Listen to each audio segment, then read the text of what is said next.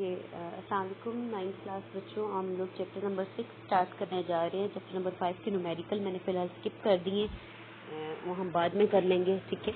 और हम chapter number 6 जो है वो स्टार्ट करते हैं। और चैप्टर नंबर 6 में ऐसे बहुत सारे कॉन्सेप्ट्स हैं जो आप जिनसे बहुत ज़्यादा ऑलरेडी फेमिलियर हैं। आपने 8th क्लास में ये सारे टॉपिक्स जो है वो ऑलरेडी डिस्कस किए हुए हैं, ठीक है।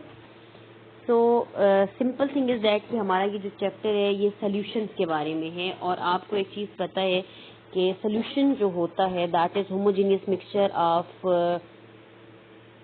Two components, and that two components यानी सॉल्यूशन जो है basically let's say this is a glass of water और इसमें हमने थोड़ा सा रूह अफ़ज़ा डाल दिया, तो ये एक क्या बन जाएगा, सॉल्यूशन। सॉल्यूशन में दो कंपोनेंट्स होते हैं, कौन कौन से, सॉल्यूट, ठीक है, और दूसरी चीज होती है उसमें सॉल्वेंट। और आपको नाम से पता है कि सॉल्यूट इसमें वो चीज होती है जो कम अमाउंट में होती है, जो सॉल्वेंट में हल होती है।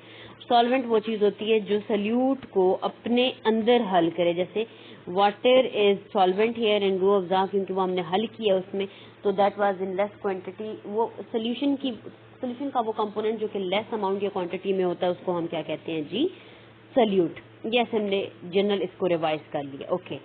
तो यहाँ पे हमारे पास वही कॉन्सेप्ट है, solution is a homogeneous mixture of two or more component. Solution क्या होता है, एक यकजा हुआ मिक्सचर, किस चीज का, दो कंपोनेंट्स का, जिसमें क्या चीज होती है, दो कंपोनेंट्स होते हैं। और वो दो कंपोनेंट्स कौन से होते हैं वो हम ऑलरेडी डिस्कस कर चुके हैं कि वो कौन से होते हैं हमारे पास, solute and solvent, okay.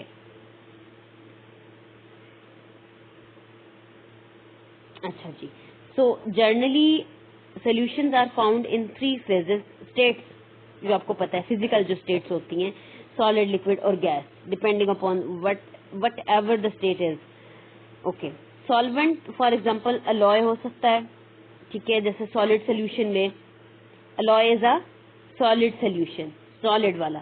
C water is a liquid solution, air is a gas. यानी आप तीनों स्टेट्स के बारे में यहाँ पे डिस्कस कर लें कि हमारे पास सॉलिड भी हो सकता है सोल्यूशन, लिक्विड भी हो सकता है और गैस भी हो सकता है। There are 9 types of solution ranging from gas for example air we breathe, to solid solution, dental amalgam for filling up tooth. Liquid solution are the most common solution because of most common solvent water. Therefore, there is a wide variety of liquid solution ranging from drop of rain to ocean. Sea water is a resource of 92 naturally occurring elements. Okay, fine. एक बात तो आपको यहाँ पे एक दफा recall करनी चाहिए कि नेचुरली अकरिंग एलिमेंट्स जो है हमारे पास है वो 92 हैं। और यहाँ पर हमने इस पैराग्राफ में ये डिस्कस किया कि जो हमारे पास सोल्यूशन होते हैं वो सॉलिड भी हो सकता है, लिक्विड भी हो सकता है, गैस भी हो सकता है। सॉलिड की जो हमने एग्जांपल पढ़ी वो क्या थी, डेंटल अमेलगम जो हम टूथ फिलिंग के लिए यूज करते हैं। लिक्विड की हमने लिक्विड यानी कि जैसे वाटर की, अगर आप सी वाटर की बात करें, गैस यानी दोनों एयर की बात हमने की जैसे, ठीक है। तो हमारे पास जनरल एग्जांपल्स थी, आगे हम इसको टॉपिक वाइज देखते हैं।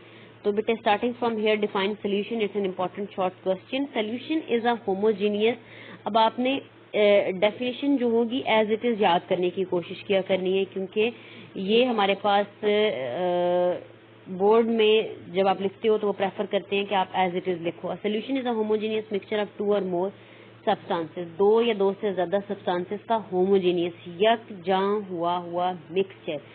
The boundaries of components can't be distinguished in case of solution. So we can say that solution exists in one phase. जैसे आप वाटर में एक ग्लास वाटर में इंक का ड्रॉप डाल दो तो जब वो मिक्स हो जाए you can not distinguish the boundaries के कहाँ पे हमारे पास इंक है और कहाँ पे वाटर है, एक फेज बन जाते हैं, यकजा बन जाते हैं। For example, the air we breathe is a solution of several gases. Brass is the solid solution of zinc and copper. Sugar dissolved in water is an example of liquid solution. So we have different example of solid, gas, liquid, ठीक है।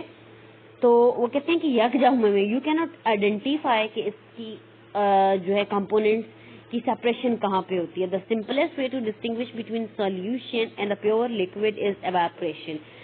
आपने दो चीजों को mix करके रख दिया और आप उसको एवेपोरेशन के लिए रख दो, तो आप जब देखते हो कि प्रेसिपिटेशन की फॉर्म में चीज अगर आपके पास पड़ी है और उसका लिक्विड मटेरियल उड़ चुका है तो फिर आपको पता चल जाता है कि ये सोल्यूशन था या नहीं था, प्योर सोल्यूशन को चेक करने का जो बेहतर मेथड है दैट इज इवेपोरेशन.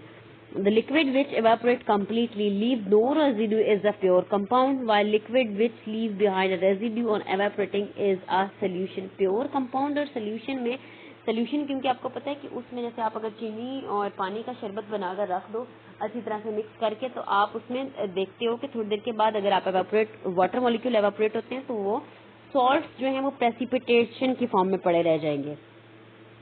ठीक है, okay. An alloy like brass or bronze is also homogeneous mixture, although it cannot separated by physical means that it is considered as a mixture. तो solution जब physical solution और mixture में एक चीज अपने हमेशा याद रखनी है कि mixture जो होगा उसके जो components होंगे उनके बाउंड्रीज क्लियर होंगी. यू कैन आइडेंटिफाई कि इसमें क्या क्या चीजें मौजूद है. जैसे आप रेत और बजरी को मिक्स कर दो तो दैट इज अ मिक्सचर. ठीक है, अब उसने कहा कि हमारे पास अलॉय जो है ब्रास और ब्रॉन्ज जो है वो एक होमोजेनियस मिक्सचर है, लेकिन वो फिजिकल मीन से सेपरेट नहीं होता, लेकिन फिर भी हम उसको मिक्सचर कहते हैं. हालांकि फिजिकल मीन से मिक्सचर को सेपरेट किया जा सकता है. It show the properties of its component and it has variable composition. अब ये सोल्यूशन क्यों नहीं था और मिक्सचर क्यों है? क्योंकि इसके जो कंपोनेंट्स हैं उसकी प्रॉपर्टीज को ये शो रखता है, जबकि सोल्यूशन जो है वो अपने कंपोनेंट्स की प्रॉपर्टीज को बरकरार नहीं रखता और उसकी कंपोजिशन फिक्स होती है, जबकि मिक्सचर में ऐसा नहीं होता. तो इस वजह से हम उसको क्या कहते हैं, हमने उसको फॉल करवाया है under the category of mixture. Okay, then we have aqueous solution. Aqueous solution, type of solution which is formed by dissolving a substance in water is called aqueous solution. Aqua पे base कर रहे होते हैं, water base, वो वाले solution जिसमें आप ज्यादातर water use करते हैं. In aqueous solution, water is always present in greater amount and the term is and the water is in that case solvent, हमेशा solvent होगा. For example, sugar in water, table salt in water. तो जो water था दोनों case में वो क्या था, सॉल्वेंट था. Aqueous solution are mostly use in laboratories. Water is called universal solvent because it dissolve majority of compound present on the earth crust. ये आपको पता होना चाहिए कि why water is called as universal solvent because it has ability to dissolve almost a lot of or majority of compound present on the earth crust. Then we have solute and solvent. तो component of solution which is present in smaller quantity is solute always. ठीक है, और the component of solution which is present in a large quantity is always solvent. solute जो है वो solvent में dissolve होता है, जैसे salt है, sugar है, कोई भी चीज है जो आपने उसमें solvent में हल की होगी. लेकिन solvent वो चीज होगी जो amount में ज्यादा होगी और सल्यूट को अपने अंदर हल कर रहा होगा. ठीक है, अमाउंट में ज्यादा भी होगा और दूसरा क्या चीज होगी कि वो अपने अंदर सल्यूट को हल भी कर रहा होगा. ठीक है, देन बेटे हमारे पास डिफरेंट टाइप्स ऑफ सोल्यूशंस हैं. सबसे पहली जो टाइप ऑफ सोल्यूशन है दैट इज सैचुरेटेड.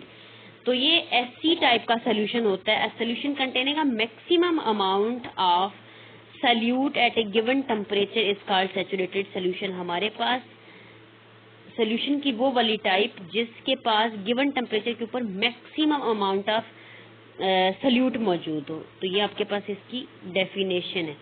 ठीक है, कैसे? अब फॉर एग्जांपल आपने एक कोई भी सॉल्वेंट ले लिया और उसमें आप सल्यूट ऐड कर रहे हो. सल्यूट जो है वो डिसॉल्व हो रहा है बड़ी आसानी से. आप you are adding more solutes. ठीक है, in the solvent. If the addition of solute is kept on, you are doing that. आप बार बार ऐड करी जा रहे हो. Stage is reached when solvent cannot dissolve any more solute. एक time आएगा जब आपके पास जो solute आप ऐड कर रहे हो वो अब इसमें मजीद हल नहीं होगा. अब वो क्या हो जाएगा, इसमें अनडिजॉल्व रह जाएगा, सेटल डाउन हो जाएगा. बॉटम जो कंटेनर होगा जिसमें आप ये सोल्यूशन बना रहे होगे, आप सॉल्वेंट में सल्यूट ऐड कर रहे हो, तो एक टाइम आएगा जहां पे अब आपके पास जो आप मटेरियल जो इसमें सल्यूट ऐड कर रहे हो वो नीचे सेटल डाउन होना शुरू हो गया. वो इसमें मजीद अब इस टेम्परेचर के ऊपर इसमें वो हल नहीं हो रहा. ठीक है, तो इसका मतलब है कि ये वाला सोल्यूशन इस टेम्परेचर पे अब सैचुरेटेड है, इस टेम्परेचर पे मजीद इसमें सल्यूट ऐड नहीं हो सकता. On the particle level, a saturated solution is a one in which undissolved solute is in equilibrium with the dissolve solute. समझ आ रही है कि ऐसा अगर आप पार्टिकल के लेवल पे देखो तो सैचुरेटेड सोल्यूशन वो सोल्यूशन होता है जिसमें अनडिसॉल्व सॉल्यूट जो है वो इक्विलिब्रियम में है डिसॉल्व के, जितने डिसॉल्व हैं अब उतने अनडिसॉल्व है उसमें, ठीक है। Okay. At this stage, dynamic equilibrium is established although dissolution and crystallization continue at a given temperature, but the net amount of dissolved solute remain constant. वो constant रहेगी। अगर आप इसको क्रिस्टलाइज करवाते हो और इसमें मजीद आप डिसॉल्व कर लेते हो सोल्यूट, तो अमाउंट दोनों के इसमें सेम ही रहती है कि जितने क्रिस्टलाइज होंगे उतने मजीद डिसॉल्व हो जाएंगी, जितने डिसॉल्व हुए उतने क्रिस्टलाइज हो जाएंगी। तो उसकी जो अमाउंट है, अपनी कैपेसिटी है जो मैक्सिमम की, इतने अमाउंट, इतने वो इसमें लाइक सोल्यूट ऐड हो सकता है, तो उससे ज्यादा वो नहीं करेगा।